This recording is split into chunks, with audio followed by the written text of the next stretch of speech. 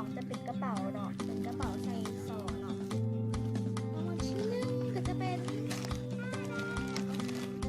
ตาดาเป็นซัมยันฮอตชิคเก้นราเมงเนาะเป็นรสผงสูตรเย็นเนาะเลยโอเคหน้ากระจกสลัดกระจกกันเลยเนาะเป็นคลิปนี้เลยคลิปนี้เลยที่นาบอกให้ทุกคนเขียนนะซื้อลงไปเนาะจะมีทั้งหมด11 คนเนาะ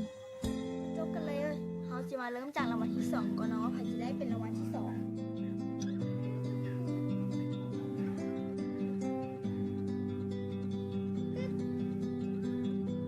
นางเวียงวิไลได้เป็นรางวัลที่2เนาะนี่เลยเนาะนางเวียงวิไลได้เป็นรางวัลที่2ก็ขอแสดงความดีใจนะถ้าใครได้รางวัลเนาะก็ช่วยเซตมาหาเขาไลน์นี่เลยเซตมาหาเขานี่ด้วยถ้าใครได้รางวัลเพราะฉะนั้นเขาก็จะรางวัลที่1กันก่อนเนาะว่าใครจะได้ไปเนาะจะมาเริ่มจากรางวัลที่1เลยเนาะเอาโฟกัสโอเคมาเริ่มรางวัลที่1เลย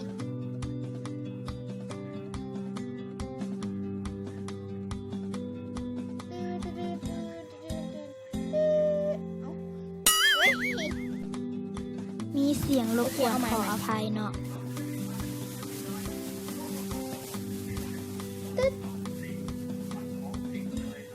นางป่าละมีเนาะได้เป็นรางวัลที่1